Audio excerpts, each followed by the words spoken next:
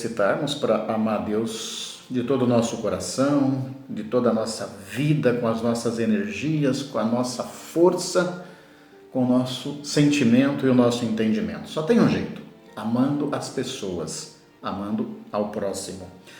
Seja bem-vinda, seja bem-vindo ao grupo de reflexão São Jerônimo. Hoje estamos diante de uma das parábolas mais conhecidas, aquela das quais a gente tem a impressão de que já se disse e se escuta tudo, e o que a gente falar seria o óbvio. Mesmo que assim fosse, o óbvio precisa ser repetido. Evangelho é sempre boa notícia quando essa mensagem, ao se repetir, se atualiza. Um especialista, um doutor da lei, um mestre das escrituras, vem perguntar a Jesus qual é o maior mandamento. O texto de Lucas diz que a intenção é colocar Jesus à prova. É a mesma palavra utilizada lá no relato das tentações, para colocá-lo à prova. E ele pergunta, um mestre perguntando ao outro, o mestre da lei, aqui perguntando ao mestre da vida: mestre, o que é que eu devo fazer para herdar a vida eterna? Se a herança a gente já tem, o que precisa é aprender a compartilhar. A pedagogia de Jesus, a gente sabe, não é de dar respostas prontas. A verdadeira catequese é aquela que nos ensina a fazer boas perguntas. A gente pode memorizar mandamentos, proibições, números de catecismo, códigos de legislação, né? Mas se nós não nos abrirmos a novas perguntas, a gente corre o risco de se fechar ao Espírito. O que está escrito na lei? Como é que você lê? Pergunta Jesus, subentendendo. Como é que você interpreta? Ele pergunta e Jesus devolve com pergunta. O mestre da lei responde bem: amarás o Senhor teu Deus de todo o coração, com toda a tua vida, alma, com todas as tuas forças, com o teu entendimento. Deuteronômio capítulo 6, versículo 5. E amarás ao teu próximo como a ti mesmo. Levítico 19, 18. Jesus reconhece: você respondeu corretamente. O advérbio que é utilizado aqui poderia simplesmente nos permitir traduzir assim: a sua resposta foi ortodoxa. Das regras você entende bem. Você sintetizou bem os 613 preceitos, muitos rabinos sabiam isso de cor, criados para enquadrar o cumprimento da lei. Você sintetizou bem a Deus e ao próximo, tudo é amor. Agora, coloque em prática. Faz isso que você vai viver bem. O especialista em lei, querendo se justificar, faz outra pergunta. Peraí, mas quem é o meu próximo? Esse assunto era muito debatido entre os rabinos na época de Jesus. E não era geral, mas muitas correntes não reconheciam como próxima a pessoa que fosse estrangeira.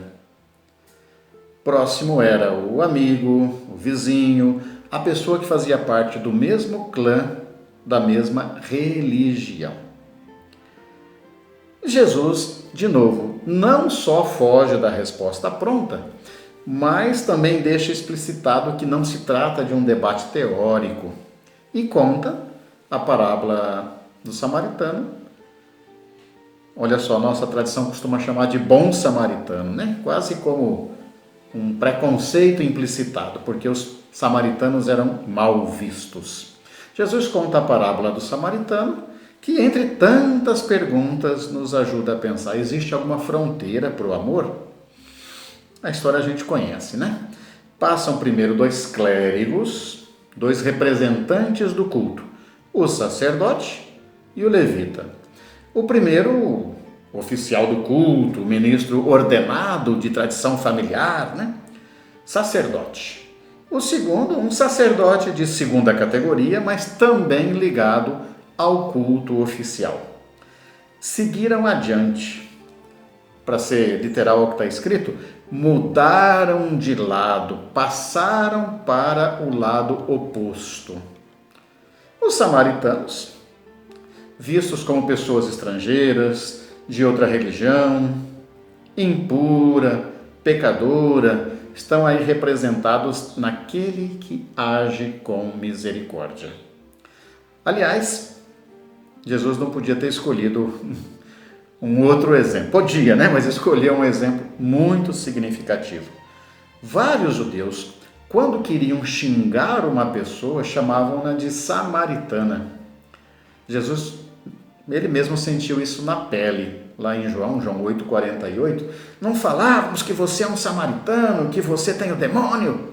Jesus, ao ser xingado pelas autoridades judaicas, também foi chamado de samaritano.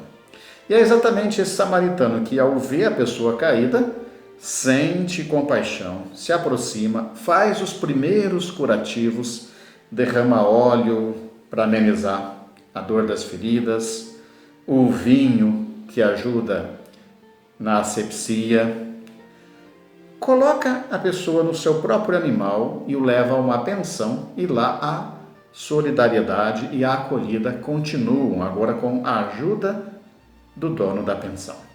Você conhece os detalhes da história.